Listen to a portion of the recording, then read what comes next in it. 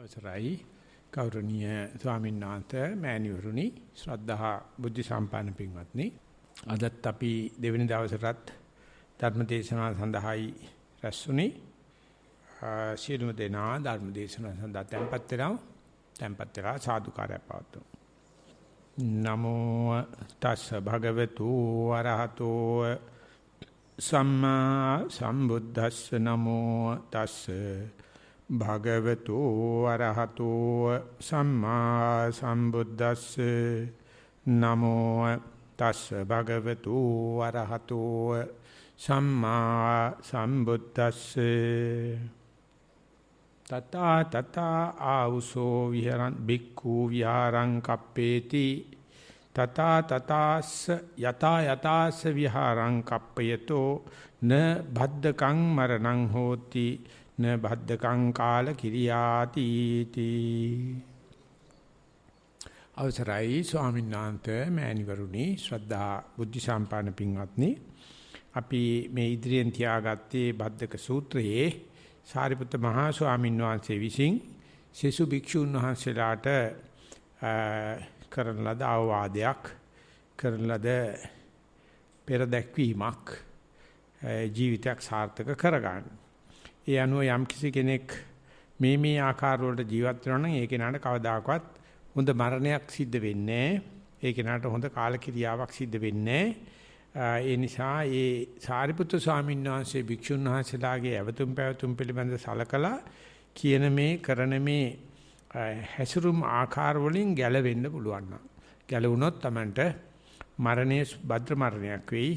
නැත්නම් කාලකිරියාව භද්‍ර කාලකිරියාවක් වෙයි. ඒක ඉතින් මැරෙන්න ඉස්සලා කරගන්න ඕන දෙයක් අපි මතක් කරගත්ත විදිහට.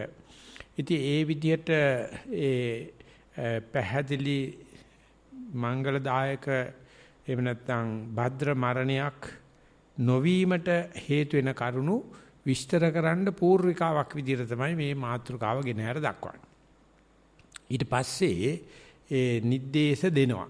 නම් කරනවා. මෙන්න මේ විදිහට විහාරය නැත්නම් හැසිරීම මේ විදිහට ජීවනචර්යාව තිබුණොත් ඒ කෙනාට හොඳ මරණයක් බලාපොරොත්තු වෙන්න බෑ කාලකිරියාවක් බලාපොරොත්තු වෙන්න බෑ ඉස්ලාම තියෙන්නේ ඉදාඋස බිකු කම්මාරාම හෝති කම්මරතෝ කම්මාරාමතා අනුයුක්තෝ නිතරම කර්මාරාමතාවේ වැඩ කටයුතු කරනවා කියන එක තියෙනවා නම් මැරෙන්නවත් වෙලාවක් නැහැ මැරුණත් ਬਾගෙට නතර කරපු වැඩකින් මැරෙන්නේ ඒ නිසා අනිවාර්යයෙන්ම ඊගාවට ආත්මයක් හම්බ වෙනවා අර අල්ලගත්ත වැඩ ටිකේ ගෙවලෙක් වෙලා හෝ ගෙම්බෙක් වෙලා හෝ ගැරඩියෙක් වෙලා හෝ උපදිනවා. ඒ නිසා මේ එකින් එකට යන වැඩ රාජකාරී කොටසක් තියෙනවා කියන එක අද කාලේ හැටියට ලොකු ආඩම්බරයකට තියාගෙන ඉන්නවා. නමුත් ඒක නිම නොකරන ලද අසම්තෘප්ත වැඩ රාජකාරී තෝගයකින් අපි මේක දාලා ගියොත් අනිවාර්යයෙන් මේකේ ගෙවලෙක් වෙලා උපදිනවා. බූමාට දෙයියෙක් වෙලා බූමාට දෙයියෙක් වෙනවා ටිකක් හොඳයි. ගැරන්ඩියෙක් වෙලා ගිම්බෙක් වෙලා උපදිනවා. ඉතින් එහෙම ඉපදුනොත් එහෙම මේ දැන් ඉන්න නෑදෑයෝ අපි දිහා බලන හැටි පොඩ්ඩක් හිතන්න බලන්න. අපේ ගෙදර ඉන්නවනම් මල පෙරේතෙක් අපේ ගෙදර ඉන්නවනම් ඒ වගේ මැරිච්ච කෙනෙක් ඉපදිලා ගැරන්ඩියෙක් වෙලා ගිම්බෙක් වෙලා අපි මොන්න තරම් හදිහුණියම් කරලා මේක අල්ලලා මහමුදේ සාගර 7කින් එහා පැත්තට බන්ධනය කරලා ගිහිල්ලා දානවා. ඔය ඉන්නකන් තියෙන සෙනේ අතේ දාට නැහැ. ඉතින් ඒක නිසා ගියොත් නම් එන්න එපා. මේ තියෙන දැන් තියෙන කොටත් බත්තර කැවුම් දෙයියෝ දනී කියලා කොහොම ඉන්නවද කියන අපි දන්නේ නැහැ. එන්නේ ওই විදිහට තමයි. ඉතින් ඒක නිසා නිම නොකරන ලද වැඩ රාජකාරී කොටසක් තියෙන එක අද පෞල් ජීවිත ගත කරන අයට තියෙන භයානකම දෙයක්. ඉතින් ඒ තරම්ම කරදර තියෙන යුගයක් සිංහල ඉතිහාසයේ කවදාකවත් තියෙන්නේ නැතුව ඇති කියලා ඥානාරාම ස්වාමීන් 1901 ඉපදිලා 1992 වෙනකන් අවුරුදු 92ක් ලෝකේ ජීවත් වෙලා කියනවා අද තරම් වැඩ රාජකාරී බහුල යුගයක්. දරුවව ගැන බලන්න වෙලාවක් නැහැ. තමන්ගේ සෞඛ්‍ය ගැන බලා ගන්න වෙලාවක් නැහැ. බණක් භාවනාවක් කරගන්න වෙලාවක් නැහැ. අධ්‍යාපන කටයුත්තක් කරගන්න වෙලාවක් නැහැ. පැය 24ෙම වැඩ. ඒත් මේ කාන්තබා බිස්නස් කර ඉන්නවා. පින්කම් කර ඉන්නවා. ඒව ලාමක කුසල්. අධි කුසලයට වෙලා නැහැ. ඒකල්ල කියනවා බලන්නකෝ මෙහෙම තමන්ට පේනවනම් මේක හොඳ, මේක වඩා හොඳ, මේක කුසලය, මේක අධි කුසලයි කියලා ඒ කුසලයට සිග්නල් දාලා අධි කුසලයට කපන එකයි තියෙන්නේ. ඒක තමන්ට කරගන්න බැරි නම් ඔය කුසලයට ගිහිල්ලා ඒ කට්ටියත් එක්ක යන ගමනේ නම් ඉතින් මැස්සොත් එක්ක වගේ නැත්නම් බලුමැක්කොත් එක්ක වගේ ඉහෙඬෙත් එක්ක යන ගමනක් තියෙනවා. ඒ නිසා අන්නේ කර්මාරාමවලදී අධි කුසලයේ තේරුම් අරගෙන ඒකේ යෙදෙන්න. ලොකු සංසය කියන්නේ මුඛයේ හරි හිත දාලා තියන්න. කවුරු ඇවිල්ලා කිව්වොත් කියන කරගන්න විදියක් නැහැ නේ මම මේ වැඩකනේ. දිනපොතේ ලියලා තියාගන්න එක මේ වැඩ තියෙනවා මේ වැඩ තියෙනවා මේ වැඩ තියෙනවා මේ වැඩ තියෙනවා. ඒ ඔක්කොම අධි කුසල්. ඒක කවුරු අපගෙන අපරාධ වැඩි කරලා දෙන්නත් තිබුණා. ඇත්තටම ඕනක මොකුත් තියෙන කරන්න බෑනේ. දැන් මේ වැඩකේ දිලනේ තියෙන්නේ. අපි එහෙම නෙවෙයිනේ කවුරු එනකන් බලාගෙන ඉන්නවා. කවුරු හරි ඇවිල්ලා කතා කරනකම් බලයිනේ. ඉතින් ඇවිල්ලා පිස්සු පිහට්ට ඇවිල්ලා අපේ කාලසටහනට කොක්ක ගහලා යනවා. ඉතින් සා කර්මාරාමතාවේ තියාගන්න අධි කුසලයක් ඉස්සරහින් තියාගෙන ඒක කරගෙන ඉන්න. පැකිලෙන්නත් එපා. ලාමක කුසලයකට කවුරු හරි කතා කරනවා නම් කියන්නේ මම මේ වැඩේටයි දාලා තින්නේ. ඒක අතහැරලා ඕකට එන්න තරම් නම් මම මොඩ නැහැ. ඔයාට පුළුවන් නම් මෙතෙන්ට එන්න. එක නෑ එක්කෙන්න කැමති නෑ. එක යාළුවෙක් එන්න කැමති නෑ. එක ඔය පින්කම් වල ඉන්න එක්කෙනෙක් කැමති නෑ. ඒගොල්ලන්ට පුළුවන් අපිව පල්ලෙහාට අදින්න. හැබැයි අපි කොච්චර උඩට ගන්න ගියත් අනේ කියන කතා. ඉතින් ඒ ටික මම මේ කිව්වේ ඊයේ කරපු දේශනාවේ සාරාන්තයක් විදියට අලුතෙන් අද ආපු කෙනෙක් වගේ වුණොත් නිකන් යුතුයකම් ඉෂ්ට කරන්න වගේ. එහෙම නැත්නම් අහපු කෙනාට සී කැඳවීමක් වගේ. දෙවෙනි එක සඳහන් කරලා තියෙන්නේ භස්සාරාමෝ හෝති භස්සාරතෝ. කතාවේ වැඩිකම. කම්මාරාමතාවය කයෙන් වෙන අකුසල් වලින් අපිට පෙන්වන්න පුළුවන් සතුම් මැරීම, කාමීත්‍යාචාරය, බොරු හොරකම් කිරීම. සතුම් මැරීම, හොරකම් කිරීම, කාමීත්‍යාචාරය. ඒක තමයි සාමාන්‍යයෙන් අපාගාමි වෙන වීතික්‍රමණ කෙලෙස්. තුනයි තියෙන්නේ. වචනේ හතරක් තියෙනවා. බොරු, කේලම්, හිස් වචන, පරුස වචන. අද අපායට ගිහිල්ලා බැලුවොත් වැරදි කරපු ගතිය නිසා නෙවෙයි අපා ගිහිල්ලා තියෙන්නේ, කතාව වැරදි නිසා. පාර්ලිමේන්තුවට ගිහිල්ලා බැලුවොත් ඔන්න කතාව කියන්නේ මොකක්ද කියලා දැනගත හැකියි. සෝෂල් මීඩියා වලට ගිහිල්ලා බැලුවොත් ඔන්න කතාව කියන්නේ මොකක්ද කියලා දැනගත හැකියි. ටෙලිවිෂන් එකට, රේඩියෝ එකට, පුවත්පත් වලට ගිහිල්ලා බලන්න කතාකාරයෝ. භාවනා ශාස්ත්‍රෙත් ඉන්නවා. ඒගොල්ලේ කතාව තියෙනවා, ක්‍රියාව නැහැ. එහෙම නැත්නම් කතා කරන හැටි දන්නවා, කතා නොකරන හැටි දන්නේ නැහැ. කතා නොකළොත් පිස්සු හැදෙනවා. ඒ නම කියන නිසා මම හිතනවා මම චෝදනාවට ලක් වෙයි දැන මේ භාවනා ක්‍රමෙට ගියාම දවස් 10ෙම කතා කරන්න දෙන්නෙම නැහැ. ඉතින් ගොඩින් සමහරු කියනවා ඒක හරි හොඳයි මොකද බොහොම තදින් ඒ ක්‍රියාත්මක වෙනවා. ඒකට මයිත් එක්ක හිටියා නිව්සීලන්ත රිට්‍රීට් එකේ හිටියා පිටරකේ දියෝඩුවක්. එක්කෙනෙක් කතා කරලා කියනවා ඒක හොඳයි කියලා ඕගොල්ලෝ කිව්වට අසවලා ගිහිල්ලා දවස් 10ක් හිටියා කතා නොකර ආව දවසිලා කතාව සම්පූර්ණයෙන්ම කරගන්න බැරුව මුළු ජීවිතේම ගොළු වෙලා ගියා. ඔය කතා කරන කට්ටියගේ කතාව නතර කරන්න වුණොත් ඒ නිසා අඩු කරන එක හොඳයි. නතර කරන්න යන්න එපා. නතර කෙරුවොත් නිකන් මේ වේලක් කඩලා ගියා වගේ ගන්ධනව් යට කරගෙන යන්නේ. අද උදේ අපි පසුර සූත්‍රය සාකච්ඡාවට ගත්තා මේ පාරායන වර්ගයේ සුත්ත නිපාතේ. ඒකදී එක්කෙනෙක් ඇවිල්ලා මේ බුදුරජාණන් වහන්සේ ප්‍රශ්නයක් නගනවා. ස්වාමීන් වහන්සේ මේ වාදෙට කැමති කට්ටිය කොයි වෙලාවෙත් ඇවිල්ලා මගේ ගුරුන්වහන්සේ මෙහෙමයි, උන්වහන්සේ මේක කියනවා, ඒක නිසා අනික් ගුරුන්වහන්සේලා වැරදි. අනික් ක්‍රම වැරදි. මගේ ක්‍රමය තමයි හරි කියනවා. ඊගාට තව කෙනෙක් තව ගුරුන්වහන්සේ ගෝලෙක් ඇවිල්ලා කියනවා අපේ ගුරුන්වහන්සේ කියන්නේ ඕක හරි නෑ, එයාගේ එක හරි කියලා. ඔයගොල්ලෝ කරන එක වැරදි. ඉතින් මේ දෙන්න අතර පුදුම රණ්ඩුවක්. ඒතර ඒ වාද නගන කෙනෙක්ගේ නම තමයි පසුර කියලා කියන්නේ. පසුර තමයි මේ ඇවිල්ලා ප්‍රශ්න කරන්නේ සාරිපුත්තු ස්වාමීන් වහන්සේත් එක්ක. සාරිපුත්තු සාංශයෙන් පෙකණිවැල්ලෙම ගලවලා යන්න දෙනවා. නමුත් ඒ වාද කරන 3-4 දිනක් මගේ ජීවිතේ හම්බෙලා තියෙනවා. ඈත ඉඳලා වාද නගාගෙන ඉන්න සමහරවිට මගේ ಗುಣ කියාගෙන එන්නේ. මං දෙන්නෙකුට අභියෝග කරා උඹ කතා නොකර හිටියොත් සුමාන දෙකක් උඹ ඔලුකට පුපුරලා නැහිනව. ඔබට මේ අහන්න කට්ටිය ඉන්න තාක්කල් දේශනා දෙයි කොහෙන් කසන එනවද දන්නේ නැහැ. කොහෙන් දැනෙවෙනවද දන්නේ නැහැ. පුදුම දේශනා තෝගයක් දෙන්නේ. දැක්කම බය හිතෙනවා මෙච්චර දැනුම කොහෙන්ද තියෙන කියලා. පුළුවන් නම් කතා නොකර ඉන්න කියන බෑනේ සුමාන දෙක. කද්දාකවත් ඉන්න බෑ.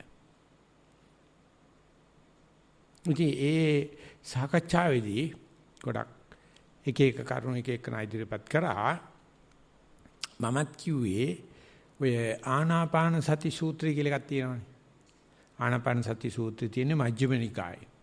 බුදුජානකසේ දේශනා කරපු සූත්‍ර ගොඩක් සංග්‍රහ වෙලා තියෙන දීඝ නිකාය, මජ්ක්‍ධිම නිකාය, සංයුත්ත නිකාය, අංගුත්තර නිකාය, කුද්දක නිකාය කියන එකේ මජ්ක්‍ධිම නිකාය සතිපට්ඨාන සූත්‍රයේ දෙපොලක තියෙනවා දීඝ නිකාය, මජ්ක්‍ධිම නිකාය.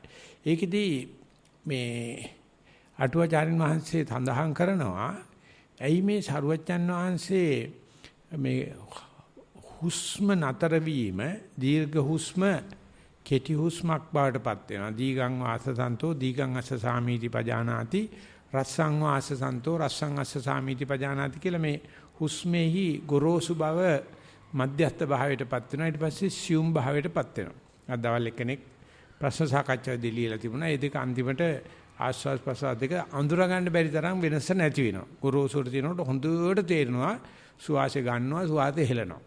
මයින්හම අදිනවා මයින්හම පුම්බනවා වගේ. නැවතක මධ්‍යස්ත වෙලා තුනී වෙනකොට මේක ආස්වාද ප්‍රසාද කියලා අඳුර ගන්න බැරි තරමට යනවා. ඉතින් මේක නම් කරලා තියෙන්නේ කාය සංඛාර කියලා. ඉතින් ඒක භාවනාදී ලොකු දියුණු අංශයක් තමයි අර ගොරෝසුට දැනෙන්නේ සියුම් වෙන එක.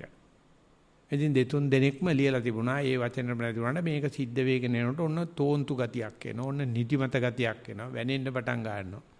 බය වෙන ගතියක් එනවා. පාලනය කරගන්න බැරි ගතියක් එනවා කියලා වෙනවා. ඒ කියන්නේ ඒක ඒ තරම් ඉක්මනට වෙනවා. නමුත් කාටවත් එක දරා කියා ගන්න බෑ. ඒක නෙවෙයි මම මේ කියන්න හදන්නේ. ඒක දැන් හරියට දරා කියා ගත්තොත් ඊගාවට ප්‍රීති සුඛ පහළ වෙන්න පටන් ගන්නවා. කලබල වුණොත් තමයි ඊට පස්සේ දොස්තරලා හොයන්න යන්න වෙනවා, බය වෙනවා, රෑ නිින්ද යන්න නැතුව යනවා. ඇයි මේ පණ යනවා වගේ නෙපෙන්නේ.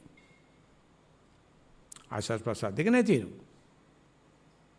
ඉතින් අහනවා මේ කොරෝනා හැදිලා දන්නේ ඔක්සිජන් එහෙම ගෙනාවුවා තියනවාද?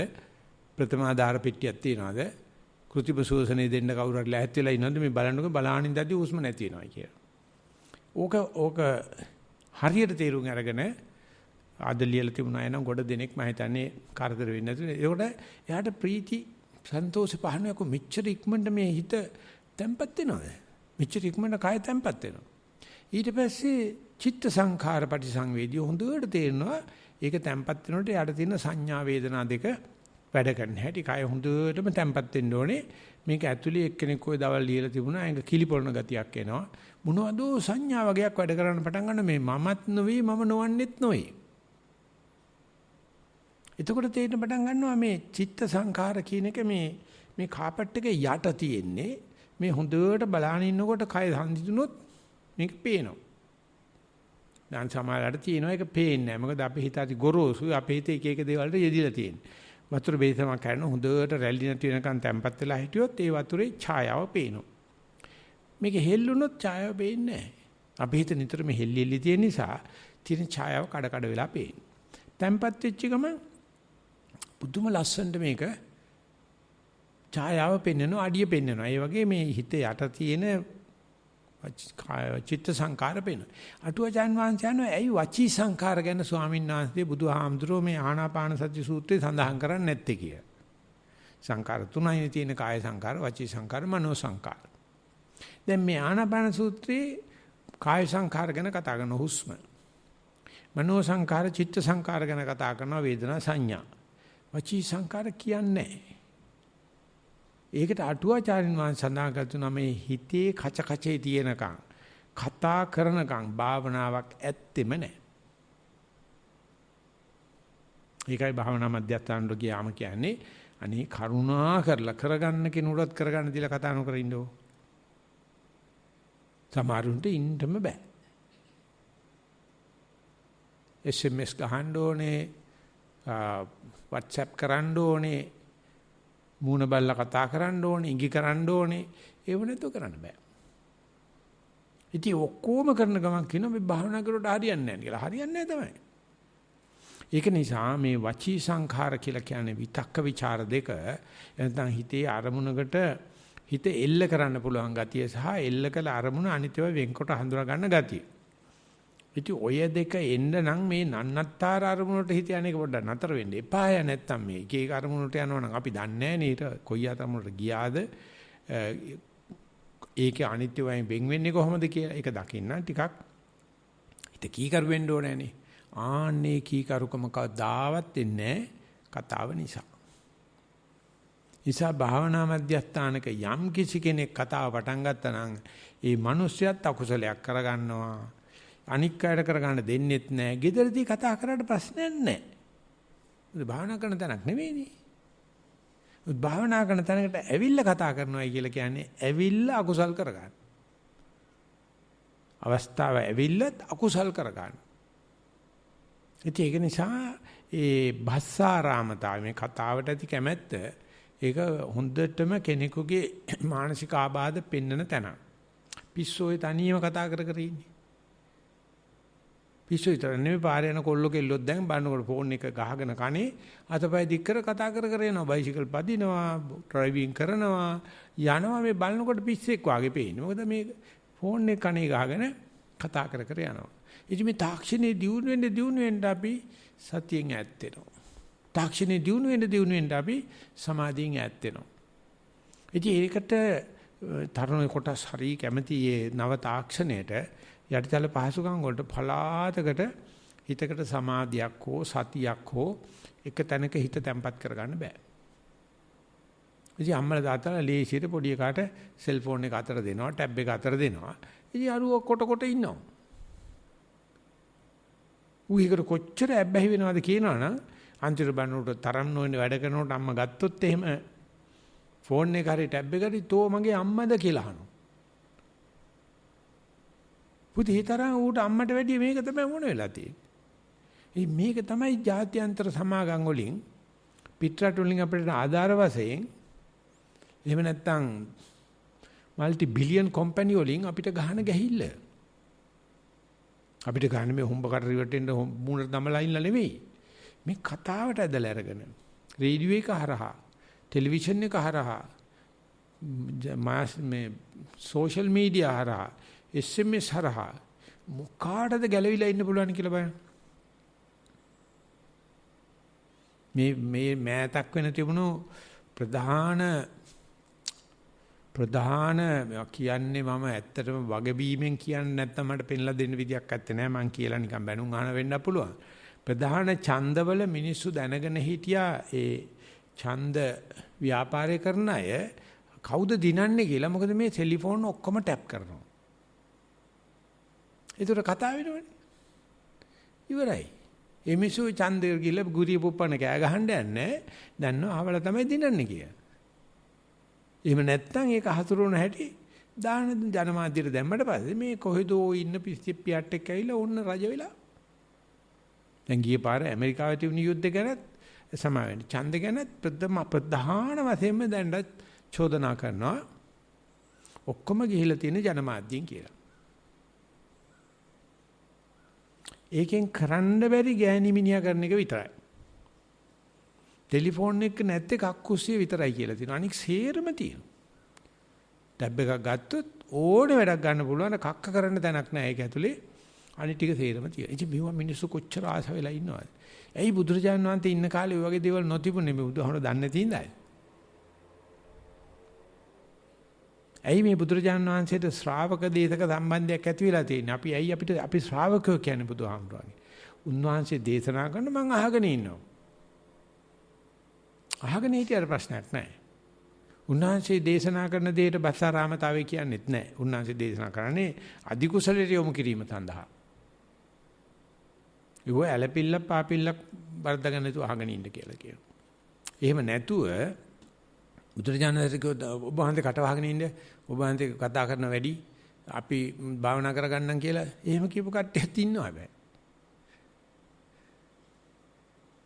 ඒක නෙවෙයි මේ කතා කරන්නේ. ඒ බුදුන්සේ දන්නවා කියන්න ඕන ටික. අනික කිසිම කෙනෙක් දන්නේ නැහැ. වැද තියෙන ප්‍රධාන දේශිකයෝ දිහා බලන ඉන්නකොට බුරුමේ පණ්ඩිත ස්වාමීන් වහන්සේ කියනවා උන් කියන පච උන් කරන විකාර දිහා බලනකොට ගල් පිළිමයක් වුණොත් ඔළුව හොල්ලන්නේ හැබෑනේ එන්නම් කියලා. එහෙම තමයි ලංකාවට ගෙනල්ලා මේ බුද්ධ ආගම තියෙන රටේ විවිධ ආගම් පැලකිරුවේ. අදත් යන්නේ ඌව තමයි.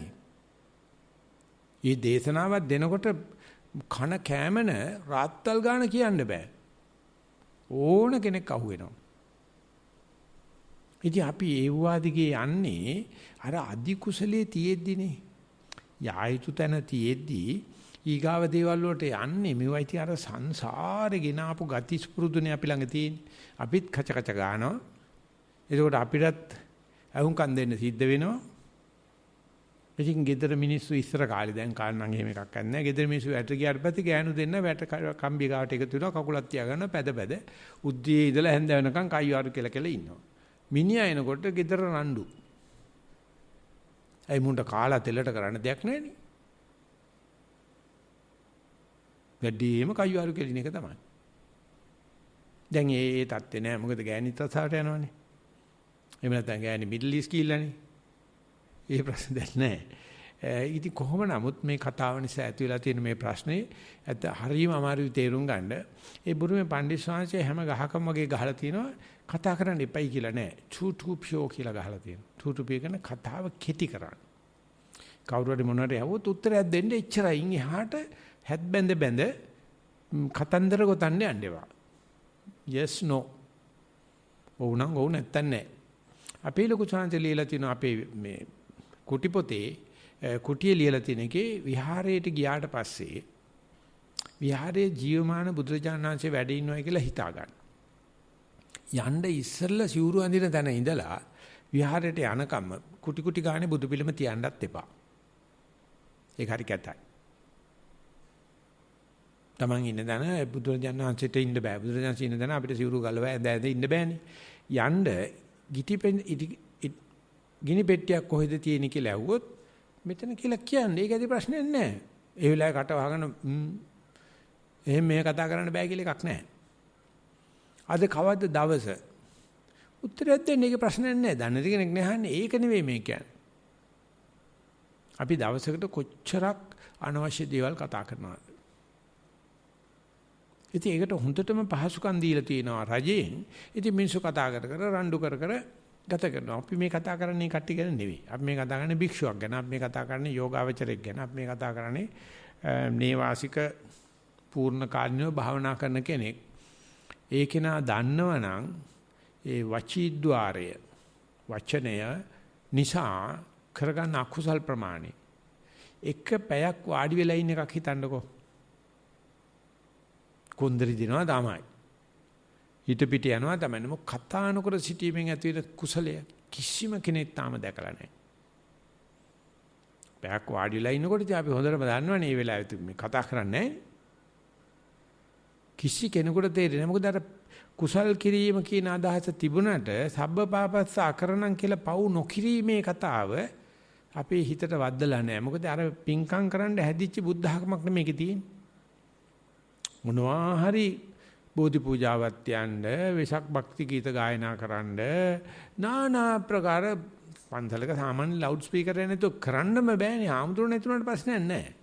ලවුඩ් ස්පීකර් එකක් තියෙනවා නම් දුරස්ත ක්‍රමයට හරි කමන්නේ නිවන් දක්වන්න පුළුවන්. මේ තරං ගෝසාවට ලැහැත්ති කරලා තියෙන්නේ. ඉතින් ඒ නිසා භාවනාවකට කෙනෙක් ගියාට පස්සේ ඒක නා දන්නවනම් මේ වචන කියන නැත්නම් වචී ద్వාරයේ කියන එකේ යටටට්ටුව එහෙම නැත්නම් ඒකේ ක්ෂාරය හරපද්ධතිය තමයි විතක්ක ਵਿਚාර කියලා කියන්නේ. විතක්ක ਵਿਚාර කියලා කියන්නේ අපි සාමාන්‍යයෙන් ওই මහසි භාවනා ක්‍රමයේ හැටියට මෙනෙහි කිරීම කියලා කියන්නේ. හිත හැම වෙලාවෙම ඇවිදින වෙලාව හිත පිට යනවා මේ වම තිනකොට වම කියලා මෙනෙහි කරන්න. දකුණ තිනකොට දකුණ කියලා මෙනෙහි කරන්න බලන්න කීයක් Tamande ශබ්ද ඇහිද්දි හරි කමන්නේ වේදනා දැනෙද්දි හරි කමන්නේ හිතවිලි ආවත් කරන පියවර කීයක් යන්න පුළුවන් කියලා. ඒකට අපි විතක්කේ හරි පැත්තට යොමු කරවලා වම දකුණ වම දකුණ වම දකුණ කීපයක් ඕනම කෙනෙකුට කරන්න පුළුවන්. එතකොට විතක්ක ਵਿਚාර දෙක ඒවට සම්මා විතක්ක කියලා කියනවා. යොදපුවාම මිච්ඡා විතක්ක අයින් වෙනවා. කාම විතක්ක, ව්‍යාපාද විතක්ක, විහිංසා විතක්ක අයින් වෙලා නිසි තැනට යොමු වෙනවා. ඒකට අපි දන්නවා දැන් ඇවිදිනවයි කියලා. ටික වෙලාවක් යනකොට මෙනෙහි කරන්න අවශ්‍ය නැහැ. මට සාමාන්‍ය ඇවිදින බව තේරෙනවා. ඉතින් ඒකට ඔන්න යෝගාවචර ප්‍රශ්නයක් එනවා. දැන් හොඳට නැතත් මෙනෙහි කරේ නැතත් ඇවිදින්න පුළුවන්. එහෙම තියේදී දැන් මොකද කරන්න කියලා. ඉතින් එතකොට හරි අමාරුයි. ඒක ඇත්තම හිතවිල්ලක්ද ඇත්තටම පිච්ච එකක්ද කියලා කියන්න අමාරුයි. මම දෙන්න නිදර්ශනේ තමයි දරුවෙක් නලවනකොට කොච්චර දුරට යනකම් නැලවිලි කවි කියන්න ඕනද? ළමයා නිින්දයාගෙන එනවනම් දිගටම නැලවිලි කවි කිව්වොත් ළමයා නිදාගන්නේ නැහැ නේ. ඒ ලකුණු පේනකොට හිමීට මේක අඩු කරලා කියලා බබාට බුදිය ගන්න හරින්න ඕනේ. ඒ වගේ මේ විතක්ක ਵਿਚාර වැඩි කරගෙන දිගටම කරන්න ගියොත් හිතට තැම්පත් වෙන්න වෙලාවක් එන්නේ. ඉතින් ඒක හරිම අමාරු දෙයක් මේ භාවනාවේදී. කොතෙන්ට යනකම් විතක්ක ਵਿਚාර පාවිච්චි කරන්න ඕනද? කොතනින් පස්සේ නොකල යුතුද කියන එක මේ දවස්වල විශාල වශයෙන් සාකච්ඡා වෙනවා නිස්සන්වනේ. තමහරුන්ට මොකුත් බෑ මේක නැත්තම් මේක මෙනෙහි කරන්න කියලා. මේක නැත්තම් මේක මෙනෙහි කරන්න. මේක නැත්තම් මේක දිගටම මෙනෙහි කර ඉන්නවා මිසක්කා අරමුණක තැම්පත් වීමක්, සතියක තැම්පත් වීමක්, කායක තැම්පත් වීමක් වෙන්නේ මේ මෙනෙහි කරන තාක් මෙනෙහි කරලා මෙතෙන්දි මෙනෙහි කිරීම නතර කරන්න ඕනේ කියන එක උගන්වන්න නම් බෑ. නමුත් යෝගාවචරයෙන් කියවෙනවා දැන් නම් ඇවිදිනකොට ටික වෙලාවක් ගියාට පස්සේ ඉබේම ඇවිදින එක සිද්ධ වෙනවා. මට මෙනෙහි කරන්න නැතුව ඇවිදින්න පුළුවන්. ඒකට ඒ බුරුම පණ්ඩිත ස්වාමීන් වහන්සේ මෙහෙම නිදර්ශනයක් දෙනවා. සිංහල ක්‍රමයට කියනවා නම් අපි බාලාංශ පන්තියට ගියාට පස්සේ බාලාංශ ගුරුතුමිය කළු ලෑල්ලේ අයනු අල්මයිනු මායනු කියලා ලියලා ඒකේ අඩි කෝදුව තියපුවාම අයන්නේ පන්ති ඔක්කොම අයනු කියලා කියන්න එපායි. ඊට පස්සේ අල්මයනට අඩි කෝදුව තිබ්බහම වේවැල තිබ්බහම අල්මයනු ඉතින් මායනු අයනු අල්මයනු මායනු අම්මා අයනු අල්මයනු මායනු අම්මා. ඒතර සද්දෙයි අයන රූපයයි ළමයි හොඳට හිතව දිනවනේ. නමුත් ඉස්සරහට යනකොට අයනු අල්මයනු මායනු කියන්න ඕනේ නෑනේ. දකින්නකොටම අම්මා කියලා පේනවනේ. එතකොටත් ආයේ කියන්න ඕනේ නෑනේ අයනු අල්මයනු මායනු. ටිකක් දුර කියන්න ඕනේ. ඊට පස්සේ කියන්න ඕනේ නෑ. අපේ ගෙදර හිටිය ලොකු අපච්චි කෙනෙක්, අපච්චිගේ අයියා. හොඳට වයසයි. අපේ පැත්තෙන් බලනකොට. ඉතින් උන්දට ඕනේ පත්තරේ කියවන්න. පත්තරේ බලන්න ආසයි. අකුරු කියවන්න බෑ. ඒ දවස්වල ඇත්තට මේ තරම් කණ්ණාඩි පාවිච්චියක් තිබුණේ නැහැ. ඔය ගෙදර ඔක්කොටම අම්මටයි අපච්චිටයි ලොකු අපච්චිටයි එක කණ්ණාඩි කොටමයි තිබ්බේ. පේනව නැද්ද මන් දන්නේ නැහැ. නාගින්න කණ්ණාඩි දානවා කියන එක තමයි කියන්නේ. දැන් මම ඒක නෙමෙයි කණ්ණාඩි දාන්නේ. ඉතින් උන්ද කරන්නේ එතකොට අපි පත්තරේ කියනකොට ළඟට වෙලා ඉන්නවා. අපි ඉස්කෝලේ යන්නේ උන්නේ. ඉතින් අපි සද්ද කරලා කියවනවා. ඉතින් ටික කල් ගියාට පස්සේ දැන් පත්තරේ දිහා බලන මිසක කියන්නේ නැහැ නේ දැන් ඊට පස්සේ. මේ අක්කු මේ පත්‍රය දිහා බලනකොට මොනවක්වත් කියවන්නේ නැහැ කියලා තරහ වෙලා යනවා. සාමාන්‍ය මිනිස්සු පත්‍රේ හයියෙන් කියවනවානේ අර අකුරු දන්නේ නැති අය හිමීට කරනවා. ඒක තමයි භාවනා කරනකොට නම් කරන්න. නමුත් නම් කරන්න ඕනේ නැත්නම් නිකන් යන්න අරින්න. ආන්නේ වගේ මේ වචනය හසුරවීම ඊට වැඩි උගක් ගොරෝසුයි කතා නොකර ඉන්න එක. මම මේ කතා කරන්නේ වචන වල යටටට්ටුව. වචී ద్వාරේ යටටට්ටුව මෙනෙහි කළ යුතු අවස්ථාව සහ මෙනෙහි නොකළ යුතු අවස්ථාව. ඒක බුදුරජාණන් වහන්සේ සඳහන් කරන වචන ගැන කියනකොට බෝධි රාජ සූත්‍රයේ සර්වචන් වහන්සේ වචනයක් කතා කරනවා නම් ඒක සත්‍යතෝ වෙච්ච දෙයක් කියන්නේ. තේතතෝ වෙච්ච එක පුම්බන්නෙත් නැහැ.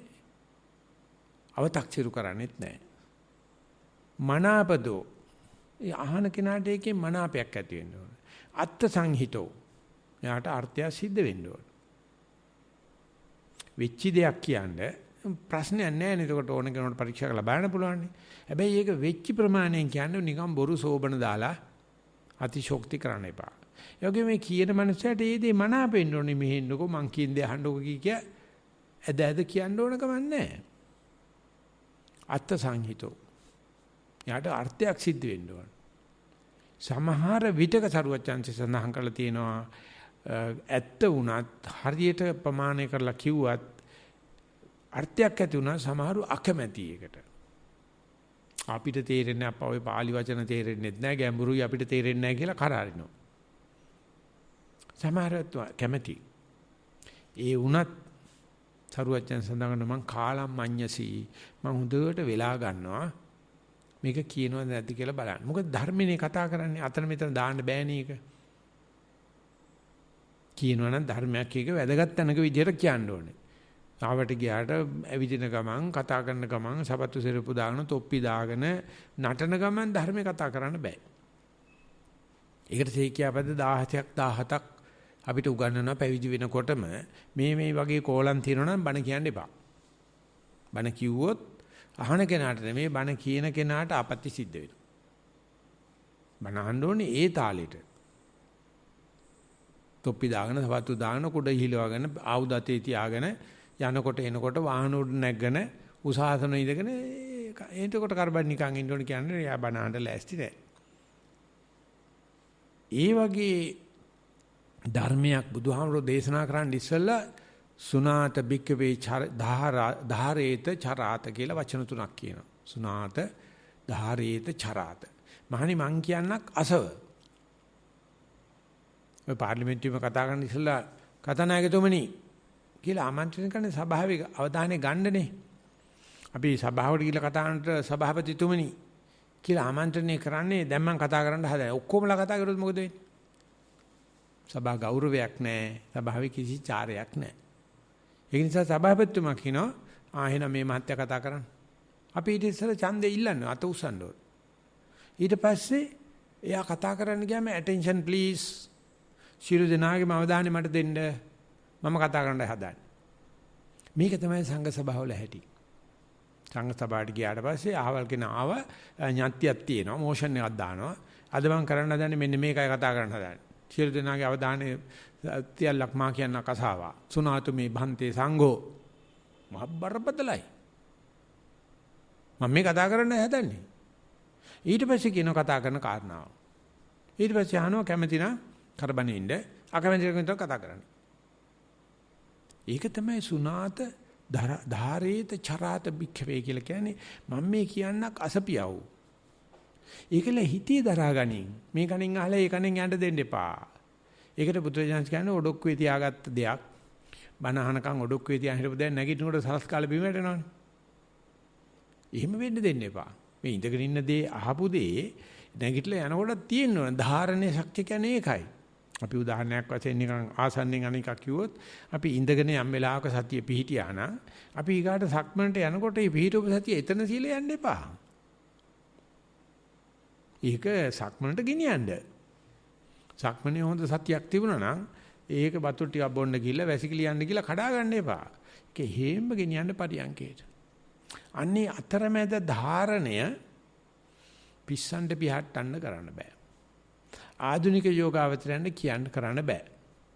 ඒගොල්ලෝ ඔළුව හෙල්ලිච්ච ගමන් සතිය ගන්න. හද්ද ගැරපු ගමන් සතිය ගන්න. පරියන්කේ වෙනස් වෙච්ච ගමන් සතිය ගන්න. නමුත් ටිකක් පුරුදු කරපු යෝගාවචරේ කාලා බලන්නකෝ. නැත්නම් පුරුදු යෝගාවචරයක් වෙන්න කැමති නම් බලන්න මේ පරියන්කේදී ඇති වෙච්ච සතිය සක්මන දක්වාම දරන්න පුළුවන්ද කියලා. සක්මන ඉවර වෙනකන් ගන්නකොට හොඳ සතියක් ආවනා ඒක එහෙම ගෙනියන්න බලන්නකෝ පරියන්කේට. ඒකට ධාරණය කියලා කියනවා. දරා සිටීමේ හැකියාව. මේක හිතේ ධාරණයට අපි කියන්නේ ස්මෘති ශක්තිය කියලා. කවුරු හරි මොනවද කිව්වනම් ඒක හොඳ නම් අපි හිතේ ධාරණය කර ගන්නවා. සෝතාවධාඤ්ඤේ පඤ්ඤා සුතමේ ඥානං කියලා. කවුරු හරි මොනවද කියනකොට හොඳ අවධානයෙන් අහගෙන ඉන්නකොට ශ්‍රෝතය ඇහිම ඒ කාරණාවට හුදුට නතු වෙනවනම් සුත්තමේ ඥාන කියන මේකෙන් තමයි ඥානෙ පටන් ගන්න. සුත්තමේ ඥානෙ. ඒක අපිට ශ්‍රාවකයෝ කියලා කියන්නේ. බුදුරජාණන්සේ දේශනා කරනකොට අන්‍ය විහිිත වෙලා වටපිට බල නියපොතු කඩ දත හප රිලව් වගේ පොළොව හාරහාර තරු ගැන බනහන්න බෑ. එතකොට ධාරණ ශක්තියක් එන්නේ. ධාරණය කෙරුවට පස්සේ ඒ අනුව හැසිරෙන්න. ඒ අනුව මේ කියපු බණ කරලා බලන්න. පොඩ්ඩක් ඉඳගෙන බලන්න. පොඩ්ඩක් සක්මන් කරලා බලන්න. පොඩ්ඩක් දත් මන්දිනකොට බලන්න මේක සතියවත් වෙන්න පුළුවන්ද කියලා. පොඩ්ඩක් නාන වෙලාවේදී කැම කන වෙලාවේදී බලන්න මේක කරන්න පුළුවන්ද කියලා. අපි දවල් සාකච්ඡා කරනකොට මතක් කරේ ඉඳගෙන ඉන්නකොට හුඟක් හිතවිලි එනවා. කමන්නේ ඒක ඊළඟට ගෙන්නගත්ත දෙයක්වත් චේතනාවෙන් කරන දෙයක් නෙවෙයි හිතවිලි එනවා. බලන්න හිතවිලි ගද්දැද්දිම හුස්ම ගන්නවද කියලා. ඒ හිතවිලි ගන්න වෙලාවෙදී මට පණ තියනවද කියලා. ඒ හිතවිලි ගලන වෙලාවෙදී මට සිහිය තියනවද කියලා. තියෙනවා. හිතවිලි තිබ්බයි කියලා හුස්ම ගන්න එක නතර කරන්නේ නැහැ නේ. හිතවිලි ගන්නවයි කියලා ජීවත් වෙන එක දැන ගන්න බැරි කමක් නැහැ නේ. හිතවිලි තියනවයි කියලා මේ හිතවිල්ලක ඉන්නේ කියලා දැනගන්න පුළුවන් කමක් තියෙනවනේ. ආනපනෙ නැති බව දැනගන්න පුළුවන්. ඔච්චරයි. අන්නේ චරණය විද්‍යා චරණ ගුණ කියලා බුදුරජාණන්සේගේ තියෙනනේ චරණ ගුණ 15ක් තියෙනවා. අවසානයේ අවුරුදු 45 ගත කරනකොටත් අපේ සරුවච්චන් වහන්සේ ඔක්කොටම ආදර්ශ විදියට තමයි බුදු වෙලා බයට නෙවෙයි. ධර්ම ගෞරවයෙන් අර චරණ ධර්ම ටික රැක්කා. අද ඇත්තෙම නැහැ. අද ඉස්කෝලේකට ගියත් විශ්වවිද්‍යාලයට ගියත් සභාවකට ගියත් ඒ සභා ගෞරවේ නැහැ, චරණේ නැහැ. දුව පැන මේව කරන්න හදනවා. ඉතින් ඒ අතින් නිසරණවනේ අපේ භාවනා වැඩ පිළිවෙලක තියෙන ඒ නීති පද්ධතියත් ඒකට යෙදව මධ්‍යහ බලනකොට එන යන ඕන කෙනෙක් කියනවා මෙහිම තැනක් කොහෙවත් ලෝකේ නැහැ කියලා. ඒ වගේ තියෙන්නේ নানা ප්‍රකාර සංකර දේවල් කරන ගමන් එක එකනාගේ වැඩවලට ඇඟිලි ගහනවා. නායකත්වයක් නැහැ. ගුණයක් නැහැ. ඉතින් ආධුනිකයා නිකන් අර හරියට මෝරච්චනති එළවලු ටිකක් එහෙට මෙහෙට ගෙන්න ගියාම තැල්ල පොඩි වෙලා යනවා වගේ යනවා. මේකේ අපි තියන්න ඕනේ තැන මේ අද ආපු ආධුනිකයාටත් රහතන් වහන්සේටත් සම්පූර්ණ විවේකයක් දෙන්න ඕනේ.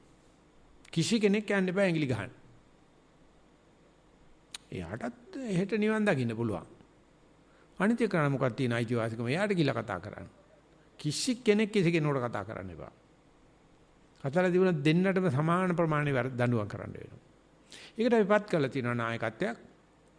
අනිත් ප්‍රශ්නක් තියෙනවා කියලා කියන්නේ. නොකිය ඉන්නත් එපා. අනික් අය කතා කරන්න එපා. ඔය ගමේ තොටේ ගමේ අපි ලොක්ක වෙන්න පුළුවන්. නමුත් ගමේ යාළුකම් ගන්න තොටේදී බෑනේ. මෙතෙන් ආවට පස්සේ මුනිවරයෙක් වාගේ ඉන්න එකයි තියෙන්නේ. වැඩ කරන අය ටිකක් එහෙට මෙහෙට යනවා කතා කරනවා. ඉතින් කරන්න දෙයක් නැත්තේ නෑ. අනික් කටියට මේක දුන්නාම ඒකම ඇති ජීවිතේට. මේ තරම් කාර්යබහුල ජීවිතයක් ගත කරන අපට තැනකට ඇවිල්ලා අපි යන වෙලාවේදී දාන ටික ලෑස්ති. අපි යන වෙලාවේදී ගිලම්පස ටික ලෑස්ති.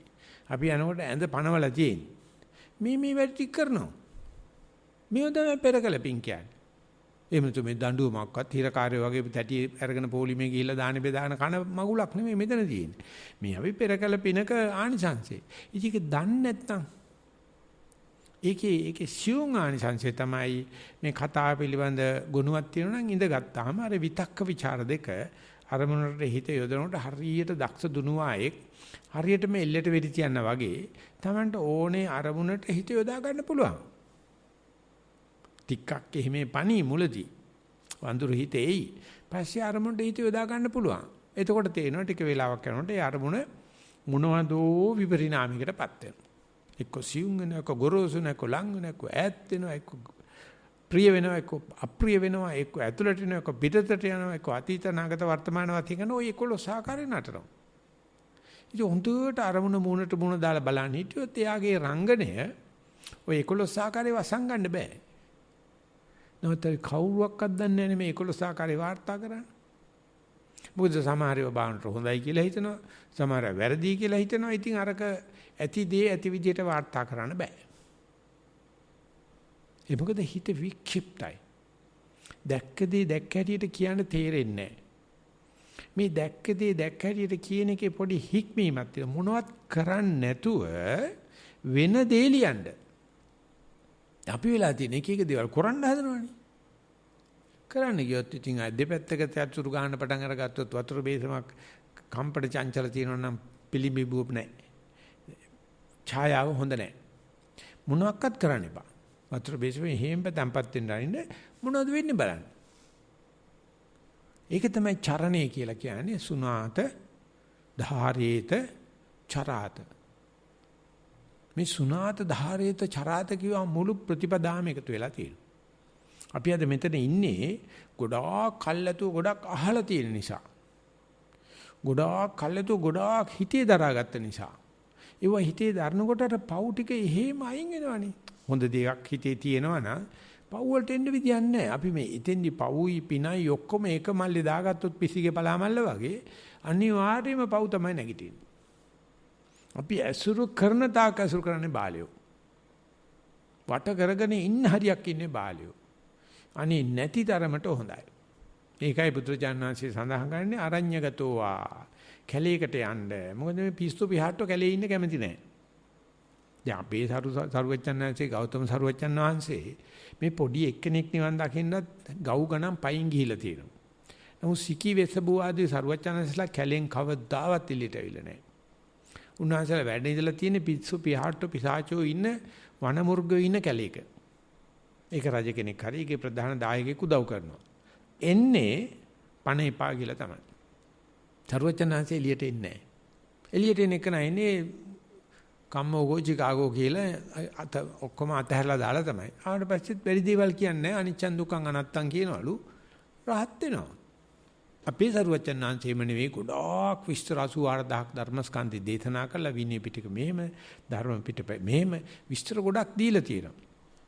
ඒ දීලා තියෙන්නේ අධි කුසලයට යෑම සඳහා. අවාසනාවද තියෙන්නේ අපි මේ කුසලයට කැමැති වීම හරහා අපි අධි කුසලේ වලක්කගෙන තියෙනවා. අපි දවස ගත කරන්නේම මේ පුංචි පුංචි කුසල් වල. ඒවල ආමක කුසල්. නරක නෑ. නරක කියන්නේ පව් කරන එකනේ. මේ ලාමක කුසලයේ නිසා අපිට අධි කුසලයට යන්න බෑ. ඒ නිසා කියලා තියෙන අපිට නිවන් දකින්න බැරි අපි හොඳ නිසා. අපේ හොඳ ටික තමයි අපි වළක්වන්නේ. අම්මා මුත්තා කිව්වත් ඒක අපිට අතාරින්න බෑ. ඒකයි අපි නිතරම දොඩමළු වෙන්නේ කතා කරන්නේ අපි හොඳයි මෙහෙමයි මම මේමයි කියලා කතා කරේ ඉන්න ඕකද ඒක ලොකු දෙයක් අපිට. නමුත් ඒවා මේ බුදුහාමුදුරන්ගේ ඇහෙන් බලනකොට ආර්යයන් වහන්සේගේ වෝහාරයෙන් බලනකොට ගැඹුරු යෝයෙන් බලනකොට ඒව ඉච්චර ලොකු දේවල් නෙවෙයි. ඔයිට වඩා ගොඩාක් උසස් දේවල් තියෙනවා. ආනේසා බස්සාරාමතාවයේ අපිට ලැබෙන ධර්මය අපෙන් වළක්වලා තියෙනවා. අපිට යන්න පුළුවන් අධි කුසලයේ බාධා කරනවා. ඒ නිසා සුනාත ධාරේත චරාත ධම්මේ. අපි තැයින ගමනක් ගිහිල්ලා තියෙනවා මේ වෙනකොට. බුද්ධෝත්පාද කාලෙක අපිට manussත්ව ප්‍රතිලාභයක් ලැබිලා කියලා කියන්නේ ගමනේ අපිට අනිවාර්යයෙන්ම හම්බෙච්ච වැදගත් සම්දිස්ථානයක් නේ. ක්ෂණ සම්පත්තිය කියලා කියන්නේ කොර වෙලා නැහැ, අන්ධ වෙලා නැහැ, වෙන භයානක ලෙඩ රෝග නැහැ. පොඩි සෙල්ලමක්ද කියලා බලන්න. ඊට පස්සේ කල්යාණ මිත්‍රාශ්‍රය ධර්ම ශ්‍රවණේ අවශ්‍ය නම් පැවිද්ද ලැබිලා තියෙනවා.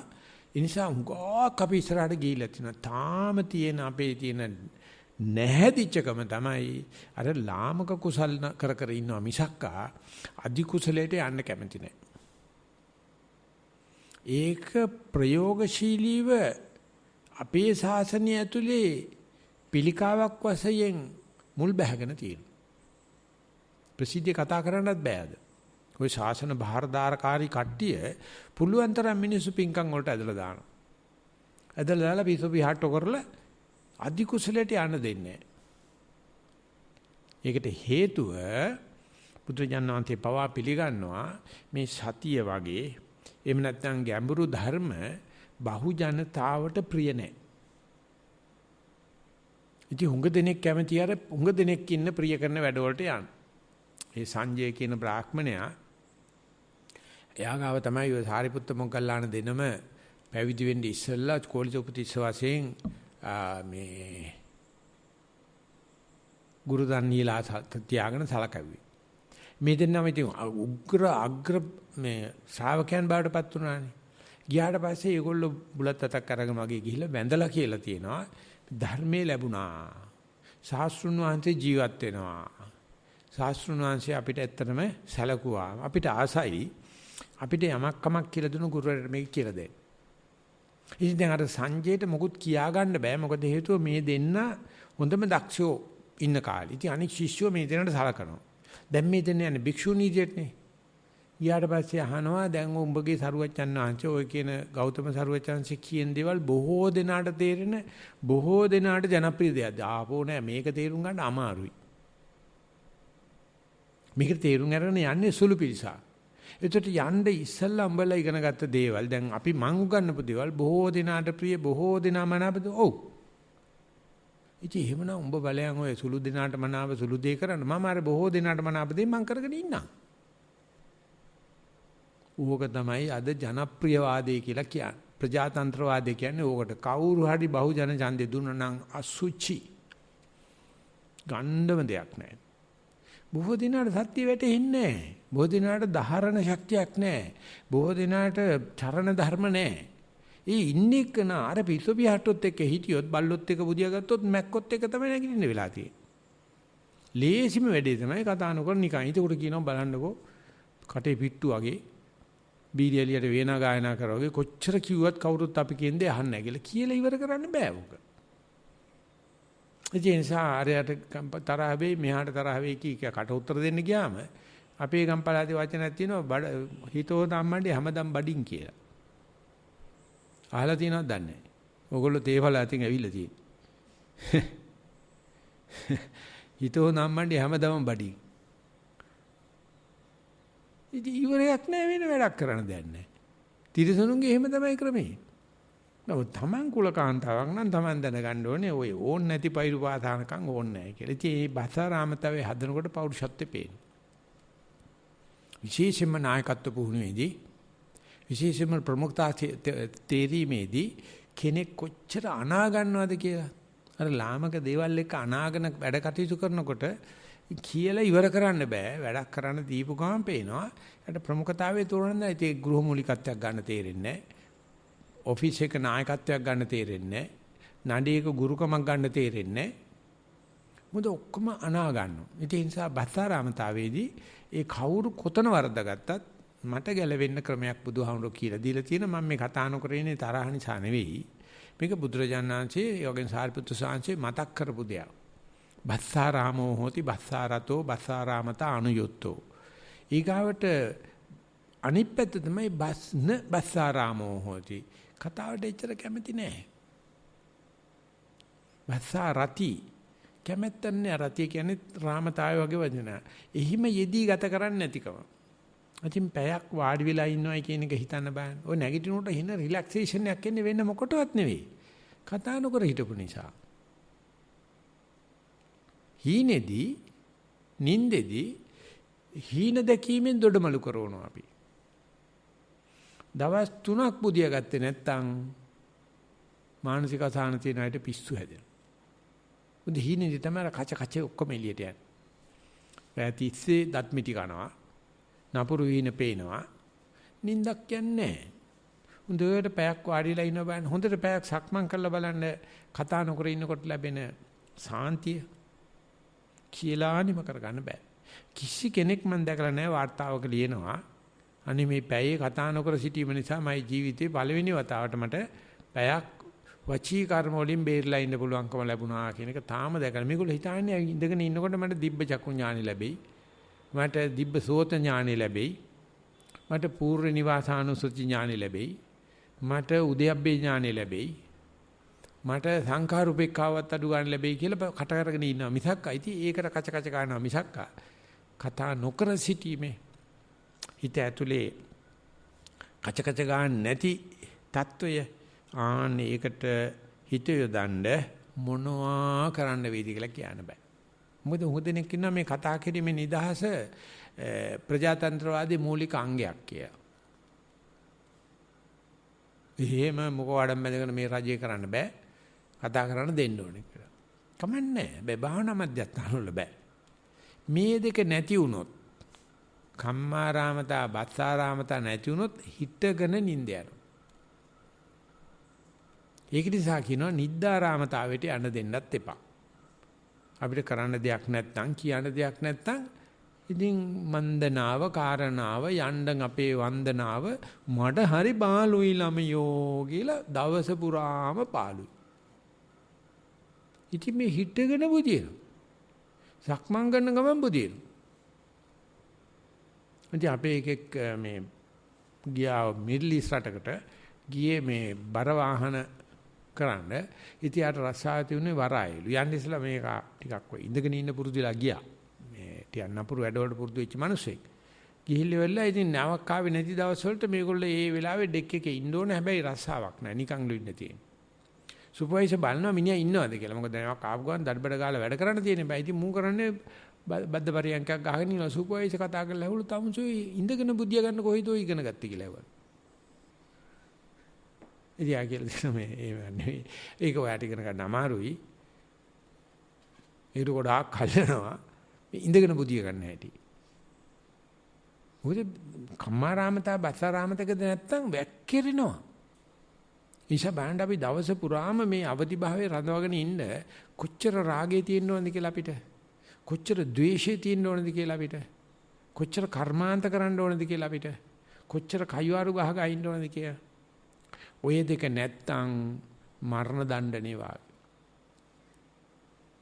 මිනිමරුන් චෝදනාට ලක් වෙච්ච මිනිස්සයා මරන්න දවස් 7කට කලින් කරුවල කාමරයකට දාලා කතා නොකර ඉඳයි. මරන්න දෙයක් නැතුළු ගැරන්ටි හැවක් වෙලෙලි ඇදලා ගන්න තියෙන මනුස්සයට කල්පනා වෙන්නේම තව දවස් 7කින් මැරෙනවා.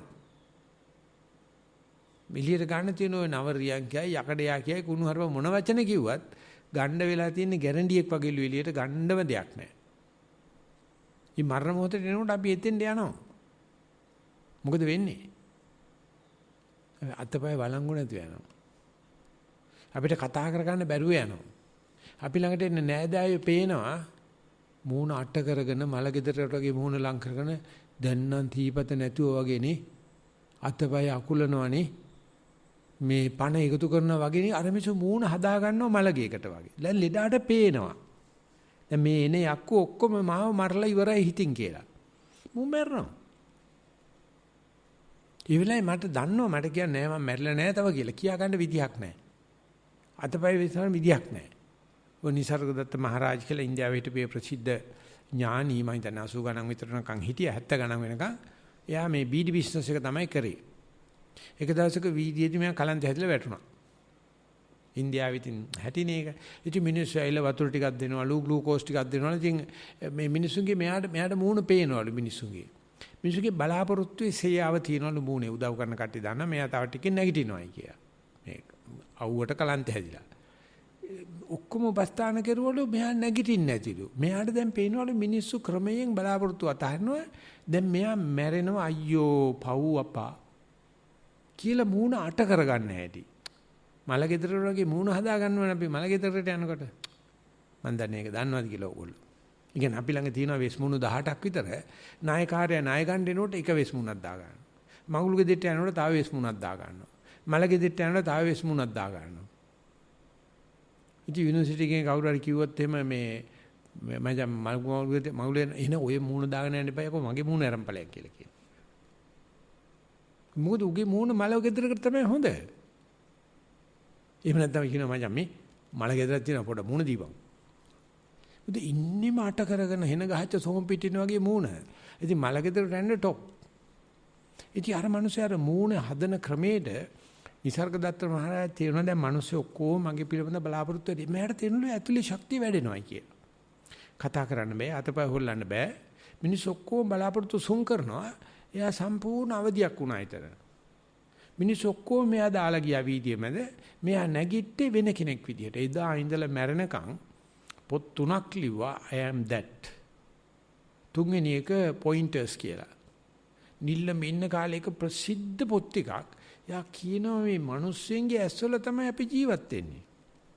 මේ මිනිස්සු බලාපොරොත්තු සුන් කෙරුවා නම් අපි ඉවරයි. ওই ටික වෙනවා හුස්ම සම්පූර්ණ නැති වෙනකොට.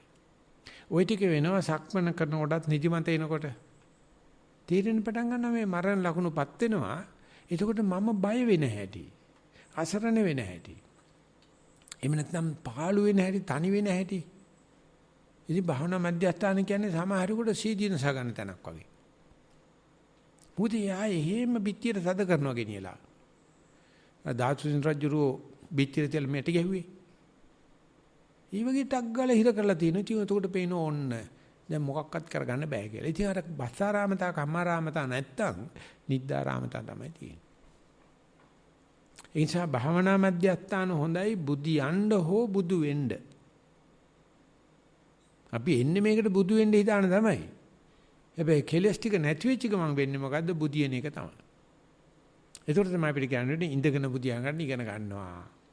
සක්මන් කරන ගමන් බුදියන්න ඉගෙන ගන්නවා. ඉතින් නිද්දාරාමතාවයේ අද දෙන්නේ ලියලා තිබ්බා. ඒක මම ලෑස්තිලා ගිය නිසා මේ ඉන්නේ නිින්ද කියලා මම නිින්ද කැඩුනා. තව කෙනෙක් කියලා තුන මට නිින්ද ආගෙන ඉනකොට මං ආනාපාන දැම්ම නිින්ද කැඩුනා. ඉතින් මං කිව්වා නේ ආනාපානට දාන එක ක්‍රමයක්. දැන් මට එන්නේ නිින්ද කියලා දන්නවනම් ඒත් එක ක්‍රමයක්. ඒකෝට හිත අවදි වෙනවා.